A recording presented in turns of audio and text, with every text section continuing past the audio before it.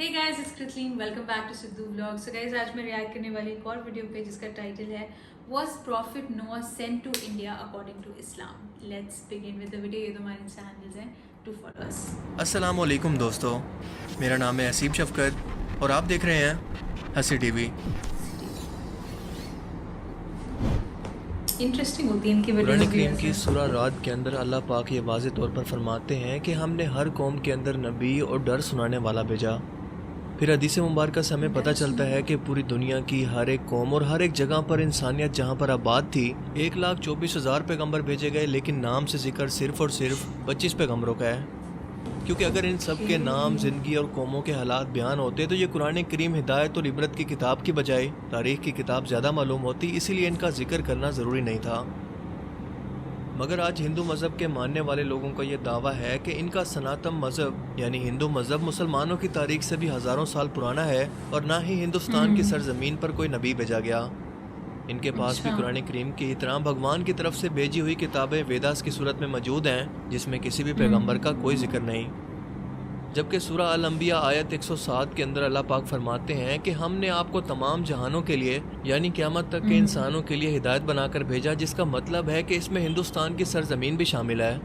तो फिर हिंदू मज़हब के मानने वाले इसका इनकार क्यों करते हैं? अगर इस सरजमीन पर कोई नबी वाकई नहीं भेजा गया तो फिर हज़रत मोहम्मद सल्लल्लाहु अलैहि वसल्लम का जिक्र इनकी किताबों के अंदर कैसे मौजूद है? नूह अलैहिस्सलाम और इनकी कश्ती का जिक्र कैसे बयान किया गया है? हज़रत ईसा अलैहिस्सलाम की वापसी का जिक्र कैसे बयान हुआ है? एक अल्लाह की इबारत का क्यों कहा गया है? अगर ये वाकई इस कौम के अंदर हिदायत के लिए आने वाले किसी नबी की तालीमात हैं जिन्हें वक्त के साथ बिगाड़ दिया गया, तो वो कौन से पैगम्बर हैं? यानी सवाल ये है कि ये हिंदू किस नबी की उम्मत हैं? आइए इन सवालों का जवाब तारीख से तलाश करने की कोशिश करते हैं और ऐसे हकायक जानते हैं जो तमाम हिंदू पंडित, स्कॉलर्स और तारीखदान आज तक दुनिया से छुपाते हैं। हिंदू मज़हब के मानने वालों का ये दावा है कि ये दुनिया का सबसे कदीम तरीन मज़हब है, इतना कदीम कि जब इस्लाम या मुसलमान लफ्ज़ का वजूद तक मौजूद नहीं था, जो कि सही भी है क्योंकि कुफ्र और शिर्क की इब्तिदा इसी दिन से हो गई थी जब हज़रत आदम अलैहिस्सलाम के बेटे काबील ने हाबील को कत्ल किया और इनसे अलग होकर कुफ्र और शिर्क के अंदर मुब्तला हो गया। हज़रत इब्राहीम अलैहिस्सलाम की कौम भी बुत परस्त थी। मूसा अलैहिस्सलाम की कौम ने भी एक वक्त पर सोने के बछड़े की इबारत शुरू कर दी, यहाँ तक कि नबी पाक सल्लल्लाहु अलैहि वसल्लम के ऐलान नबूवत से कबल काबा के अंदर 360 बुत मौजूद थे, जिन्हें फतह मक्का के वक्त सहाबा कराम ने तोड़ तोड़ कर टुकड़े टुकड़े कर दिया।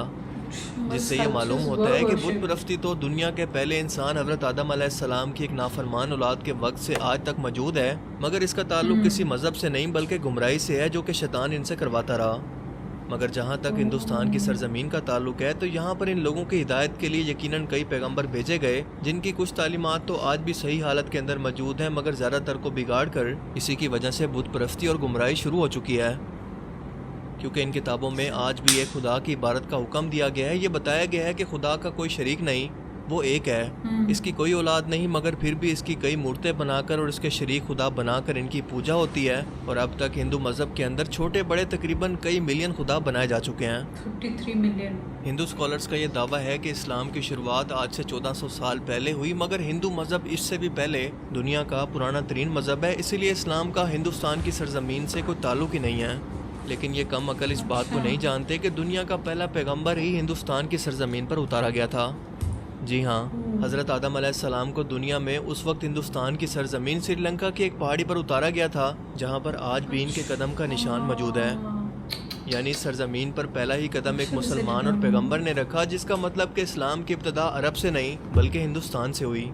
क्योंकि मुसलमान लफ्ज़ का मतलब है अपनी ख्वाहिशों को रब के हवाले कर देने वाला, इसका हुक्म मानने वाला इंसान।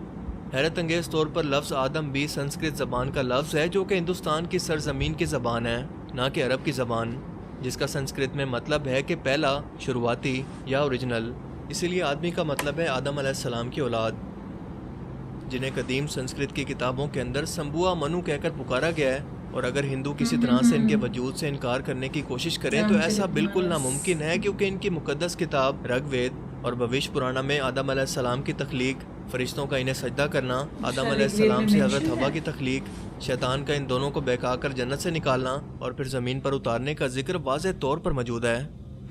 भविष्य पुराना चैप्टर 4 to 7 के अंदर ये तमाम वाक़या बयान है, बिल्कुल ऐसे ही जैसे कुरान पाक की सूरह अल बकरा में और इंजील मुक़द्दसा में भी। متیسیہ پرانا کے اندر لکھا ہے کہ خدا نے آدم علیہ السلام کے جسم کو 2 حصوں میں تقسیم کیا، ایک کو سمبوا منو یعنی آدم اور دوسری کو فیمیل یعنی شدر و پاکہ بنایا، جنہیں مسلمان حضرت بی بی حوا کے نام سے جانتے ہیں، جس کا مطلب اگر ان تینوں دنیا کے سب سے بڑے مذاہب کے اندر ایک جیسی چیزیں موجود ہیں تو ان کا سورس بھی ایک ہی ہونا چاہیے، یعنی ایک خدا۔ سری لنکا کی سرزمین سے ہندوستان کی سرزمین کو جوڑنے کے لیے قدیم ترین قدرتی برج آج بھی ہزاروں سالوں سے پانی کے درمیان موجود ہے، جس کا بننا کوئی اتفاق نہیں ہے۔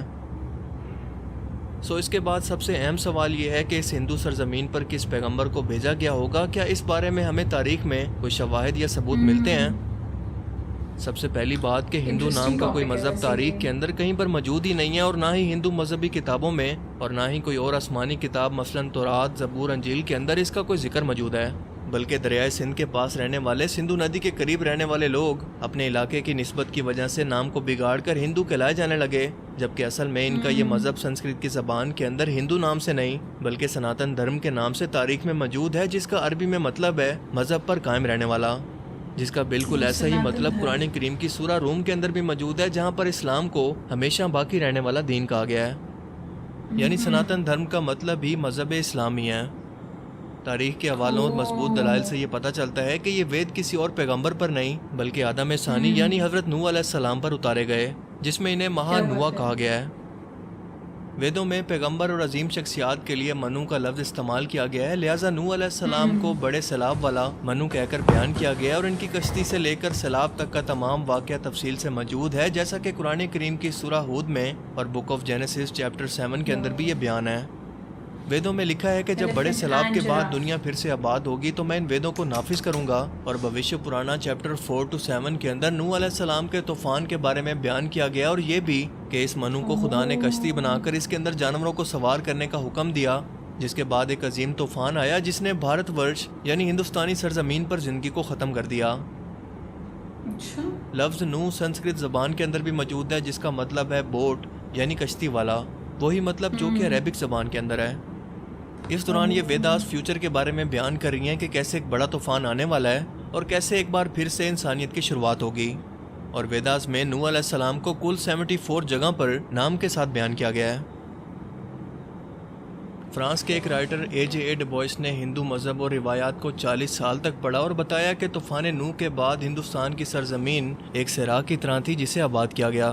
اور خود ویداس بھی بار بار نوح علیہ السلام کو ہی مخاطب کر کے ان کے واقعات بیان کر رہی ہیں، جس کا مطلب کہ ہندوستان کی سرزمین اور نوح علیہ السلام کے درمیان ایک تعلق موجود ہے، اور طوفان نوح کے بعد جن ویداس کو نافذ کرنے کا بیان کیا گیا تھا وہ حضرت نوح علیہ السلام کی ہی تعلیمات تھی، جو اس طوفان کے بعد اس ہندو سرزمین پر ان کے ایک بیٹے کی نسل سے آگے پھیلنا شروع ہوئیں، جس کے بعد اس قوم نے گمراہ ہو کر بت پرستی کرنی شروع کر دی، کیونکہ تاریخ کے حوالوں سے ہمیں پتہ چلتا ہے کہ نوح علیہ السلام کی قوم کے جیسے دیوی دیوتاؤں کی پوجا کرنے کا تصور دنیا میں کہیں اور موجود نہیں تھا۔ قرآن کریم میں نوح علیہ السلام کی قوم کو سابی کہا گیا ہے، جو کہ عراق کی سرزمین کو کہتے ہیں، جہاں پر حضرت ابراہیم علیہ السلام پیدا ہوئے، جن کی قوم یہی مشرک تھی، جنہوں نے نوح علیہ السلام اور ان کے درمیان آنے والے تمام نبیوں کی تعلیمات کو یا تو بدل دیا تھا یا پھر بھلا دیا تھا، اور انہی بتوں کی پوجا کرتی تھی۔ اس کے علاوہ یہ فرشتوں کی بھی عبادت کیا کرتے تھے، اسی لیے خدا کے ساتھ ساتھ ان لوگوں نے فرشتوں کی مورتیاں بنا بنا کر انہیں بھی خدا کا درجہ دینا شروع کر دیا، بالکل ایسے ہی جیسے ہر بڑے کام پر اللہ تعالیٰ نے فرشتے مقرر کیے ہیں اور وہ اپنے ہر بڑے کام کے لیے اللہ تعالیٰ کی طرف سے پابند ہیں، اسی طرح سے ان لوگوں نے ہر کام کروانے کے لیے ایک الگ الگ خدا مورتیوں کی صورت میں بنا لیا۔ یہ لوگ ستاروں اور آگ کے بھی پجاری تھے، اسی لیے آج بھی ہندو قوم ستاروں کے علم کے اندر اتنا یقین رکھتی ہے اور آگ کی بھی پرستش کرتی ہے، اسے مقدس جانتی ہے۔ مگر سب سے اہم سوال یہ ہے کہ یہ سب جان کر بھی اور اپنی کتابوں کے اندر واضح طور پر ایک خدا اور پیغمبروں کی تعلیمات کو واضح طور پر دیکھ کر بھی ہندو قوم اس کا انکار آخر کیوں کرتی ہے؟ کیوں نہیں مانتی کہ اللہ تعالیٰ کے وعدہ کے مطابق ان کی قوم کے اندر بھی اللہ کا پیغام اتارا گیا، انہیں بھی ڈر سنایا گیا؟ یہ بات سمجھنے کے لیے آپ کو صحیح بخاری کی ایک حدیث مبارکہ کے بارے میں جاننا ہوگا کہ ابو سعید سے روایت ہے کہ رسول پاک صلی اللہ علیہ وآلہ وسلم نے فرمایا کہ قیامت کے دن حضرت نوح علیہ السلام اور ان کی قوم کو بلایا جائے گا، اور اللہ تعالیٰ نوح علیہ السلام سے یہ سوال کریں گے کہ کیا آپ نے اپنی قوم تک میرا پیغام پہنچا دیا تھا؟ حضرت نوح علیہ السلام کہیں گے کہ بے شک میرے مالک،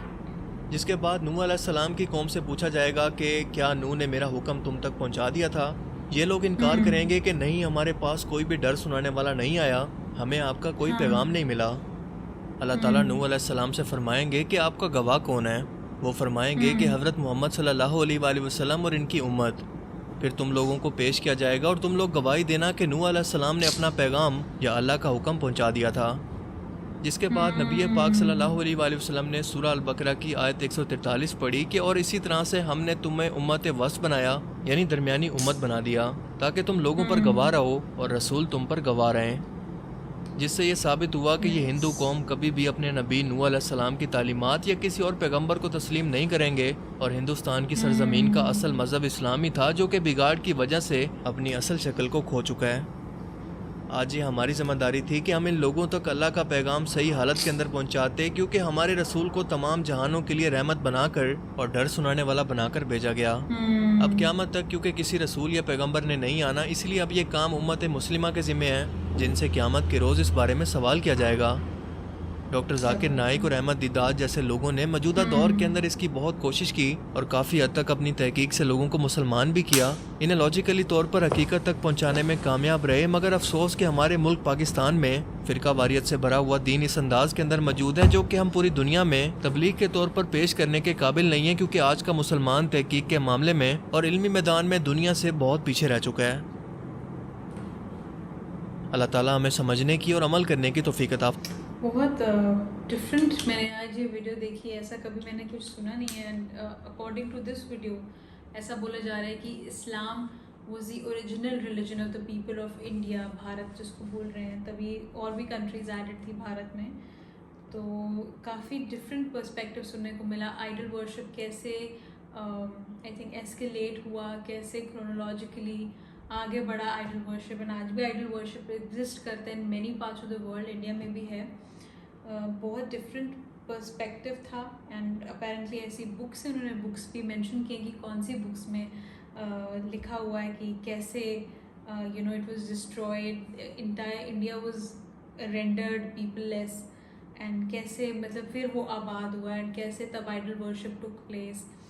کافی انٹرسٹنگ مجھے ویڈیو پرسپیکٹیو لگا۔ آپ اس ویڈیو کے بارے میں کیا سوچتے ہیں؟ Do let me know in the comment section below. This is Sidhu vlog signing off. I love you guys.